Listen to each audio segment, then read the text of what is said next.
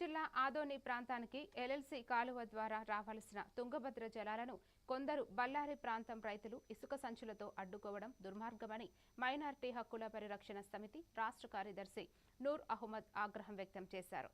ఇప్పటికే ఆదోని పరిసర ప్రాంతాల్లో తీవ్ర త్రాగునీటి కొరత నెలకొందని తెలిపారు. ప్రజలకు దక్కాల్సిన నీటి వాటా కోసం ప్రభుత్వం కఠిన చర్యలు తీసుకోవాలని, అవసరమైతే కర్ణాటక, తెలంగాణ ప్రభుత్వాలతో చర్చించాలని డిమాండ్ చేశారు. ఖండిస్తున్నాము.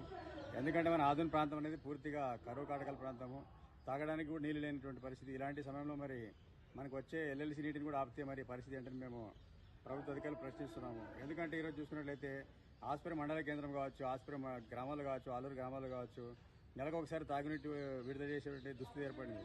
కొన్ని గ్రామాల్లో తాగునీరు కూడా లేదు. నెల రోజుల పాటు నీటిని ఎలా స్టాక్ చేస్తారో ప్రభుత్వ అధికారులు ఒకసారి ఆలోచించాలి. ఎందుకంటే ఆ నీటిని నెల రోజులు ఉంచుకున్నట్లయితే ఖచ్చితంగా పురుగులు పడేటువంటి అవకాశం. లైవ్లో పెట్టి గోడలు కడుతున్నారు.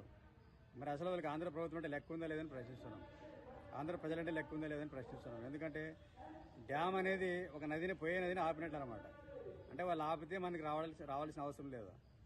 చాలా అమానుషమైనటువంటి పరిస్థితి. కాబట్టి ఖచ్చితంగా ప్రభుత్వము, ముఖ్యమంత్రి చంద్రబాబు గారు సీరియస్గా తీసుకొని, ఎందుకంటే నీటిపైన, మంచినీటి యొక్క సరఫరా పైన ముఖ్యమంత్రి గారికి, చంద్రబాబు గారికి మంచి పట్టుంది. కాబట్టి ఖచ్చితంగా ఆయన దీనిపై న్యాయం చేసిన ప్రభుత్వం పాలు కదపాలని, దీనిపైన అధికార ప్రతిపక్షమైన తేడా ప్రతి నాయకుడు ప్రజల కోసం రావాల్సిన అవసరం ఉంది. ఎందుకంటే ప్రజలు మీ నుంచి పెద్దగా కోరుకోవడం లేదు.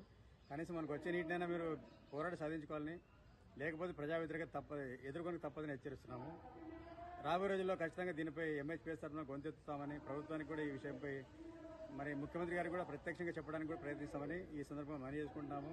ఖచ్చితంగా మనకు న్యాయం జరగాలని, ఆదోని ప్రాంతంలో సాగునీరు యొక్క కరువు తీరా